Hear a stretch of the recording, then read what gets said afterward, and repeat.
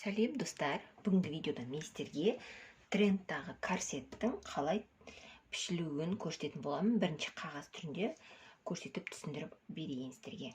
Мынау мысалы біздің корсетіміздің, яғни базовый выкройканың алдыңғы бөлігі, мынау артқы бөлігі.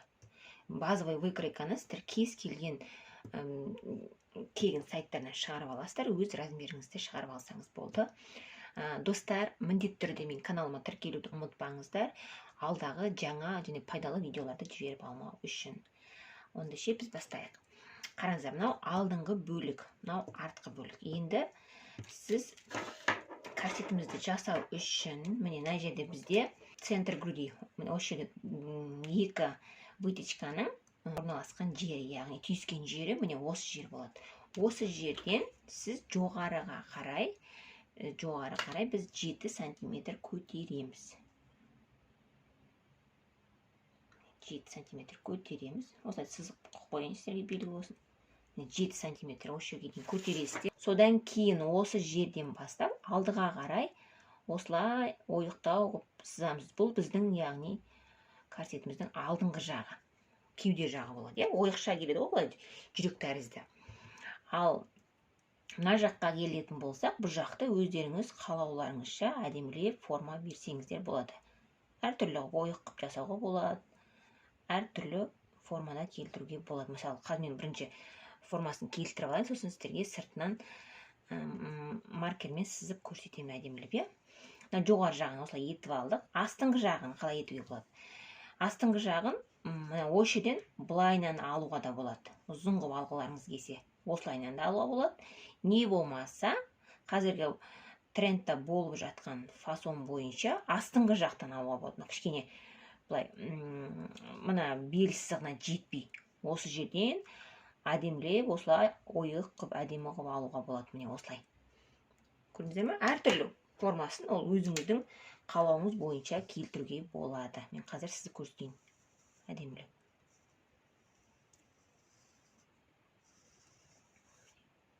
Осылайынан әдемі қылып аласыз. Астыңғы жағын өзіңіз қандай алғыңыз келеді, солай аласыз. Осылай әдемі қылып сызып аласыз.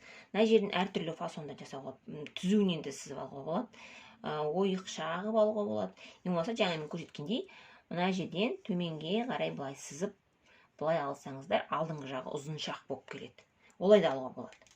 Қазір біз мына үстіңгі бөлікті осы жайлы етейік. Мынаны сіздерге мысал ретінде көрсетіп жатырмын. Қазір біз үстіңгі жақты етеміз. Енді осылай сызып алғаннан кейін қазір мен қиып алайын. Сіздерге түсінікті болу үшін, шатаспау үшін. Міне, мынау алдыңғы бөлігіміз дайын. Міне, қараңыздар. Мынау бізде алды. Енді артына келеміз. Артқы бөліктің лек аласы, мынау жаңағы дайындап алған алдыңғы бөлігіміз. Енді осыны осылайынан артқа келтіріп қойып аласыздар. Міне, мынаның ширинасын қанша болып тұр, алдыныкін сонша аласыздар да, сол жерден осылай сызып аламыз. Екеуін бірдей келтіріп аласыздар, сосын осылай сызып аламыз. Міне, көрдіңіздер ме? Мына жерде вытечка барлығы қалады. Енді осыны қиып аламыз. Бұл біздің артқы жағымыз. Қазір түсіндірем мына жерде. Міне, мынау артқы жағыныкі, мынау алдыңғы жағыныкі. Енді мына жерде алдынан осылай 1-2 сантиметр қиып алып тастаймыз бұл жерді. Өйткені бізде артымыз кішкене ашықтау болып, бұл жерде бізде не тұрады, бау тұрады, тартылып, сондықтан әрден 1-2 сантиметрдей алып тастауға болады. Одан кейін мына жерде бізде люверси тұрады. Міне, осындай, көрдіңіздер ме? Міне, бұл жерде бізде люверси тұрады. Сонымен біздің выкройкамыз дайын. Міне, көрдіңіздер ме? Өте оңай. Мынаны қойған кезде матаға, мына жер матаға бүктелген жері болады. Матаның бүктелген жері. Осы жерге қоясыздар. Сосын ашқан кезде бұл алды толығымен осылай тұтас болып жасалады. Сіздерге түсінікті деген ойдамын. Бұл өте оңай және қарапайым түрін көрсетіп жатырмын.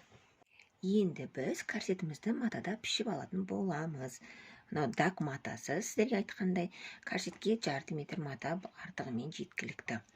Енді қараңыздар, мына матаның бүктелген жеріне оюдың жарты бөлігін осылай бүктеп әдемілеп қойып аласыздар. Сол жерге корсеттің алдыңғы бөлігін қоясыздар. Артқы бөлігін кез келген жерге қоя береміз. Бүктелген жерге қою парыз емес. Өйткені артыңғы бөлігінде қиық болады. Осылай матаға пішіп аламыз, және тура сол бөлікті астар матаға да пішіп аламыз. Бірден екеуінде пішіп аламыз. Негізгі мата, астар мата. Тура осылай. Матаға осылай қойып тұрып, вытечкаларын бірден сызып аламыз. Сіздер бормен сызып алсаңыздар болады. Мендегі мына ручка, ол өшіп қалатын ручка. Өтіктеген кезде өшіп қалады. Сол үшін мен ручкамен сызып жатырмын. Сіздер маталарыңыз ашық түсті болса, ручкамен сызбайсыздар. Астыңғысы түсті, енді үстіңгі бөлігі қалды.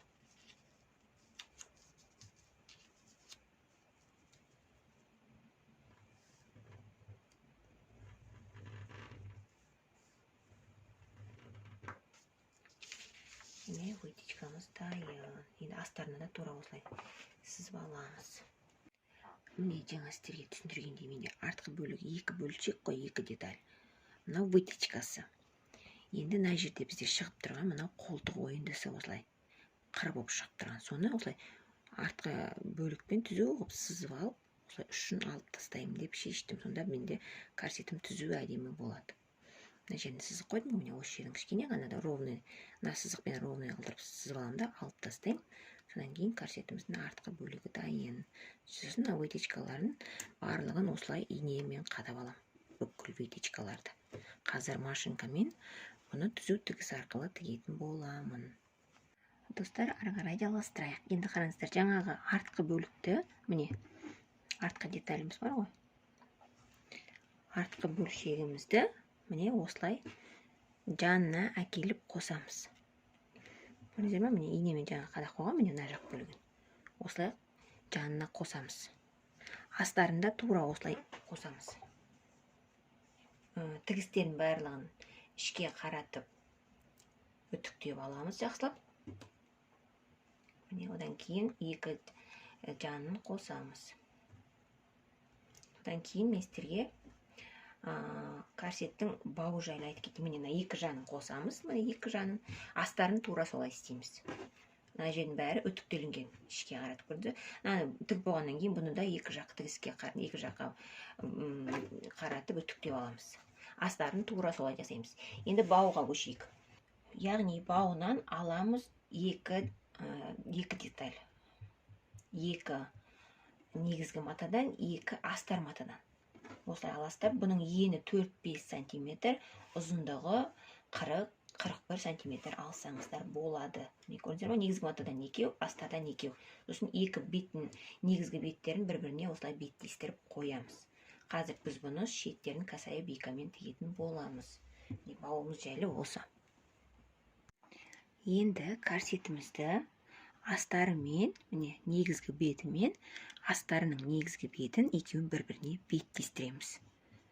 Беттестіріп аламыз. Және бұл жерде тігісіне келтіріп барлығын инемен қадаймыз. Біз бұл жерде корсеттің мына жанын, мына жан тігісін және астыңғы тігісін тігіп шығамыз.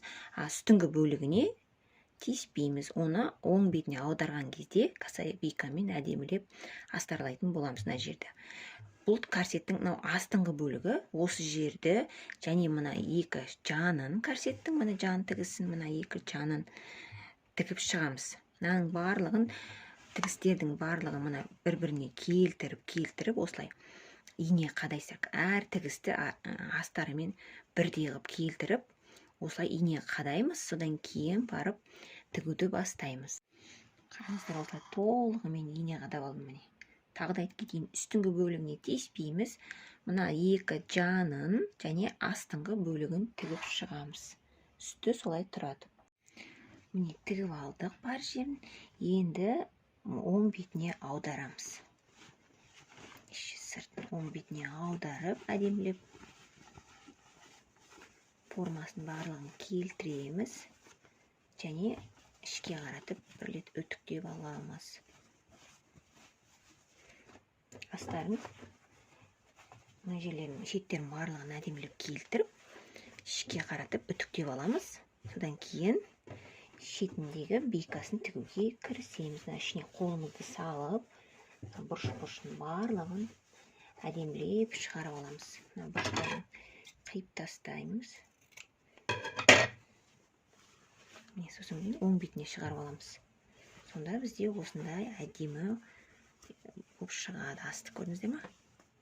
Қазір барлығын үттікпен басып ішіне қарай келтірем. Содан кейін косая бейкамен үстіңгі бөлігін тігеміз. Ал енді корсеттің бауын тігуге кірісеміз. Ол үшін біз косая бейкамызды дайын алып аламыз. Содан кейін ортаңғы жағынан мынандай шетінен бастап тігуге болады. Басынан бастамаймыз, өйткені біздің екі жалғанған жеріміз білінбей қалу үшін былай осы жерге примерно қойсақ, бұл бізде иықтап қалып қалады да осындай маңайда. Содан кейін ол көрінбей қалады, яғни осылай ортасынан бастауға болады. Мынандай жерден. Осылайынан косая бейканы аласыз, екі матаны бірдей ұстайсыз да, тура ортасына қоямыз да, осылай матамызды бүктейміз. Көрдіңіздер ме? Кейін қыстырамыз. Осылай айналдыра қыстырамыз барлық жерін. Содан кейін қыстырып алғаннан кейін машинкамен түзу тігіспен жүргіземіз. Сосын екі жалғасатын жерін қалай жалғасатынын көрсететін боламын. Міне мен жаңағы бірінші бөлігін осылай әдемілеп тігіп қойдым, қараңыздар. Тура осы сияқты, мен екі жақ көрдіңіздер ме? Тура осы сияқты екінші жағында тігеміз. Менің мына жалғанған жері мына жер. Тура осылай екінші бөлігінде жасаймыз. Міне осылайдан қоямыз лапқаның астына. Ортасына қойсаңыздар болады. Содан кейін косая бейканы екі жағынан ұстап отырамыз. Яғни осылайдан ұстап отырамыз. Асты үстін бәрін тура ортасынан осылай әдемілеп түзу тігіспен жүргізе береміз.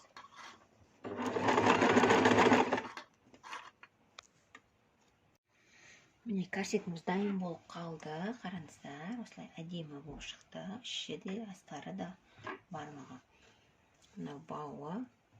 Енді бізге мына екі жоғарғы жағынан осылай сызық тұрған жанынан осындай жерден екі жерге белгі сақ қоямыз. Осы белгі арқылы біз бауымызды соған кнопкамен орнатамыз. Яғни люверс орнатамыз мына жерге. Мына жерге де екі жерге бауға да мына неге де корсетке де белгі салып қоямыз. Содан кейін ручкамен белгілеп қойсаңыздар болады, көрінбейтіндей. Содан кейін арт жағына үстіңгі жақтан 1 сантиметр қалтырып белгі саламыз, мысалы мына жерге. Одан арасына 1,5-2 сантиметрден аралықты қалтырып осындай кнопкалар, люверстер орнатамыз. Содан кейін мына жерде алдыңғы үстіңгі бөлікке қанша қалтырдық, астында да соншалықты орын қалтырамыз. Екі жағы бірдей болу керек.